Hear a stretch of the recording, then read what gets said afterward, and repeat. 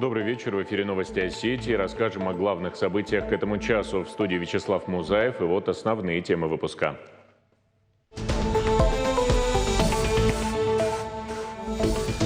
Молоко, сметана, творог, кефир и осетинский сыр. В станице Луковской Моздокского района заработал новый завод. Со временем там планируют выйти на производственную мощность 50 тонн в сутки.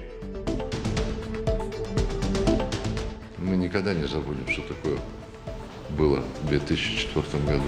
3 сентября симфонический оркестр под управлением Ацамаза Макоева выступит во дворе первой школы Беслана. В этом году над программой работали и бывшие заложники. В Олимпийской деревне все друг друга видим, знаем, так косо друг на друга смотрели.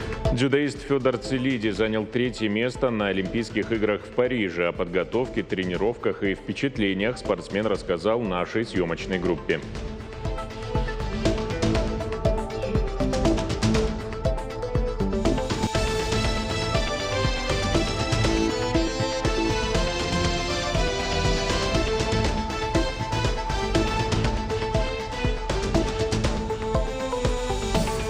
В станице Луковской Моздокского района заработал новый завод. Один из сельхозкооперативов получил грант на реализацию своей инициативы. Там выпускают молоко, сметану, творог, кефир и осетинский сыр. Продукция уже есть в магазинах республики и в ближайшее время появится в крупных федеральных торговых сетях. Об этом в своем телеграм-канале сообщил Сергей Миняйло. На первом этапе предприятие будет производить 10 тонн в сутки. Инвестор планирует выйти на проектную мощность до 50 тонн. Глава отметил, республика и дальше готова поддерживать тех, кто хочет работать в Северной Осетии, открывать современные предприятия, создавать новые рабочие места, производить качественную, конкурентоспособную продукцию. В Дегаре впервые за 64 года полностью реконструируют сети водоснабжения. Старые проложили еще в 60-х годах прошлого века. Они давно не справлялись с нагрузкой. Постоянные утечки и неполадки доставляли неудобства жителям. Специалисты вышли на площадку в марте и уже проложили больше 100 километров современных полиэтиленовых труб разного диаметра. Смонтировали 400 колодцев и 6 распределительных камер. Готовы почти 3000 абонентских врезок. Одновременно восстанавливают и дорожное покрытие. Уложили уже 3000 квадратных метров асфальта. До конца года все должно быть готово. Финансирование социально значимых мероприятий из бюджета республики в этом году увеличили на 656,5 миллионов рублей. Из них 200 планируют направить на материальную помощь семьям погибших участников спецоперации, участникам СВО, получившим ранения, и на единовременную выплату заключившим контракт с Минобороны. Больше 99 миллионов рублей пойдут на реализацию региональной программы устойчивого экономического развития предприятий энергетики и ЖКХ, 56 миллионов на льготное лекарственное обеспечение, 53 дополнительно выделят на капремонт учреждений образования. На заседании правительства представили проект постановления об изменениях системы оплаты труда работников образования. Специалистам, занятым в группах и ресурсных классах для детей с расстройством аутистического спектра, будут ежемесячно выплачивать по 15 тысяч рублей. По 5 тысяч рублей воспитателям-методистам, по 7 тысяч воспитателям-наставникам. Коллеги, сегодня мы с вами утвердили распределение дополнительных доходов по особо важным направлениям. Сейчас также идет активная работа над формированием бюджета на следующий год. Напоминаю, необходимо тщательно проанализировать ситуацию во всех министерствах, ведомствах, в районах. Глава республики Сергей Иванович Миняйло ставит перед нами масштабные задачи. Бюджет должен включить в себя все намеченные обязательства, которые нужно выполнить в полном объеме. Особое внимание социальному блоку. Безусловно, необходимо предусмотреть максимальное участие во всех государственных программах. Активизируйте работу в этом направлении с федеральными коллегами. Более 800 тысяч рублей жители Северной Осетии сэкономили на проезде в общественном транспорте благодаря акции от платежной системы «Мир». До конца сентября держатели карт «Мир» могут получить скидку в 5 рублей при оплате проезда в автобусах и трамваях республики, оборудованных терминалами для бесконтактной оплаты. Подробнее о том, как воспользоваться акцией и на каких маршрутах она действует, смотрите в нашем следующем сюжете.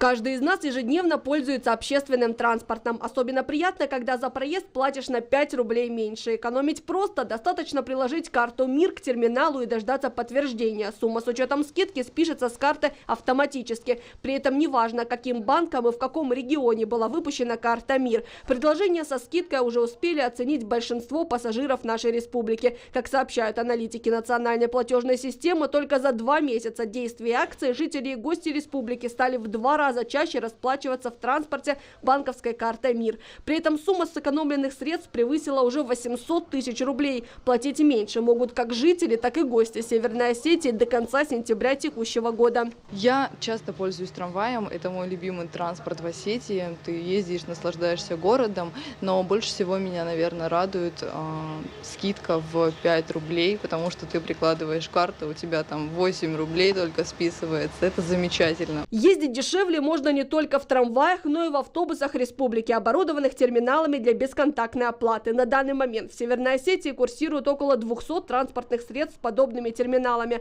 Сэкономить 5 рублей можно также благодаря виртуальной карте МИР, загруженной в смартфон. Здесь тоже ничего сложного. Нужно добавить данные в телефон на базе Android через один из мобильных платежных сервисов. Например, можно скачать специально созданное для держателей национальных карт приложение МИР-Пэй. Важное условие: гаджет должен поддерживать NFC-функцию, которая есть практически в любом современном телефоне, в том числе бюджетных моделей. При оплате с телефона размер скидки также составит 5 рублей. На некоторых маршрутах терминал может выдавать чек или билет на полную стоимость проезда.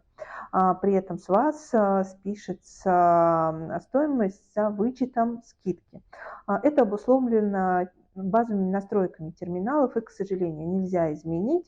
Это просто нужно знать и понимать. При этом размер скидки перевозчикам компенсирует платежная система МИР. Убедиться, что скидка прошла, можно в приложении своего банка, пуш или смс-уведомлений. Оплачивать проезд со скидкой можно еще месяц, до 30 сентября включительно. Перечень маршрутов и подробные правила участия в акции доступны на сайте вампривет.ру и в мобильном приложении «Привет». Дана Малышева, Резван Якубов. Новости Осетии. Продолжается кампания по набору контрактников. Сейчас активно формирует полк имени дважды Героя Советского Союза из Сыплиева, который появится на базе 58-й армии. При поступлении на службу предоставляет выплату в 800 тысяч рублей. Каждому гарантируют социальные льготы. Предусмотрены также бюджетные места для поступления в учебные заведения и военная ипотека. Отметим, в Вооруженные силы России можно вступить в возрасте от 18 до 60 лет. Каждому желающему нужно прийти в пункт отбора и заполнить анкету. При себе необходимо иметь паспорт, военный билет и СНИЛС. На сегодняшний день наблюдается положительная тенденция, то есть в связи с тем, что люди, которые проживают на территории Северной Осетии, а также ближайших регионов, также имеет место быть обращение, которые приезжают со всей России для поступления именно в этот полк. И положительная тенденция просматривается, то есть увеличение количества обратившихся кандидатов для поступления на военную службу. 3 сентября во дворе первой школы Беслана пройдет концерт симфонического оркестра под руководством заслуженного деятеля искусств России, композитора и дирижера Ацама Замакоева. «Реквием» прозвучит уже во 2-й раз. В этом году в создании программы участвовали и сами заложники. В траурные дни представят их воспоминания и песни. Всего 9 композиций и знаменитая Бесланская симфония, которая расскажет об историях погибших детей. Мы с вами, мы никогда не забудем, что такое было в 2004 году. А я стараюсь в своей жизни, и педагогической, и это все мои ученики-композиторы пишут произведения. Вот как они понимают, что случилось в Беслане, так и пишут. И на этом вечере будет исполнено 3 небольшие пьесы, 3 моих ученика с оркестром о Беслане. Ярмарку внешкольного образования провели во Владикавказе. Школьникам и их родителям организовали мастер-классы по робототехнике, оригами и росписи национальной чаши. В программе были и выступления. Ребята играли на доуле и гармошке, а после всех ждал сладкий стол. Организаторы рассчитывают популяризовать внеурочную деятельность, приучать молодежь к развивающим кружкам и разным направлениям в области искусства и науки.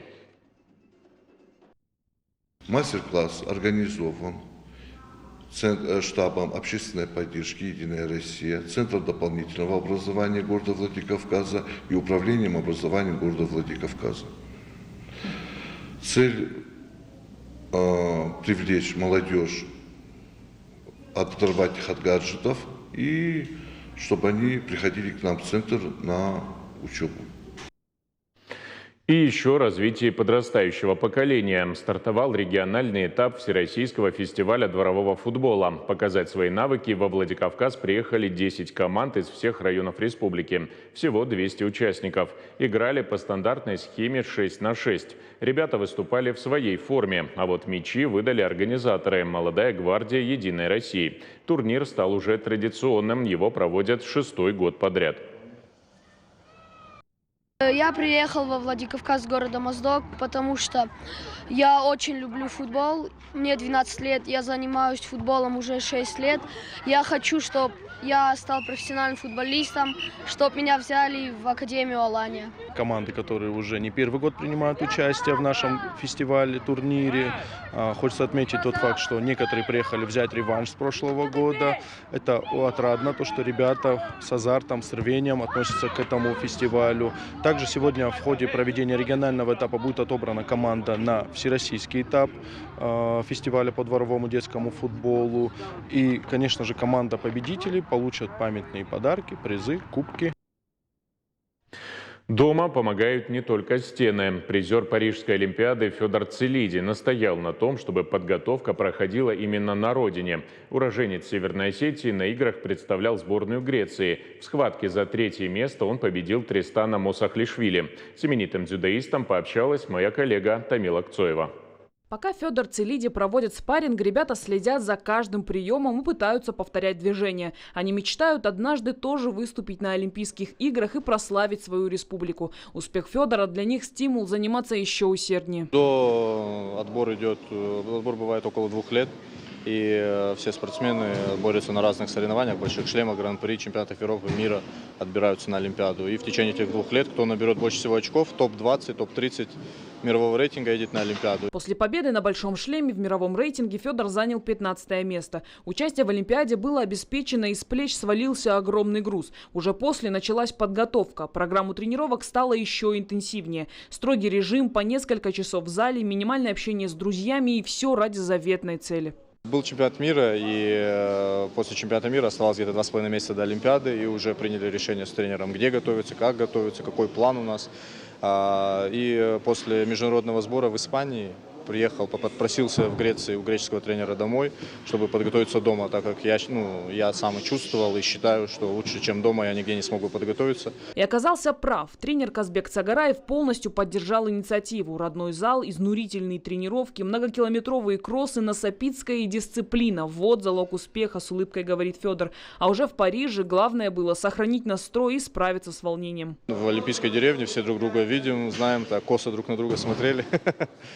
С кем точно не попадемся, не смотрели, с кем общались, так, задавали другу вопросы насчет Олимпиады, как они смотрят на эту Олимпиаду, понравилось ли им там. Старался не воспринимать сам факт выступления на Олимпиаде, делится спортсмен. Думал о ней как о простых соревнованиях. Наверное, это и помогло не растеряться и достойно побороться за место на пьедестале. И даже после того, как на шею повесили бронзовую медаль, осознание пришло не сразу.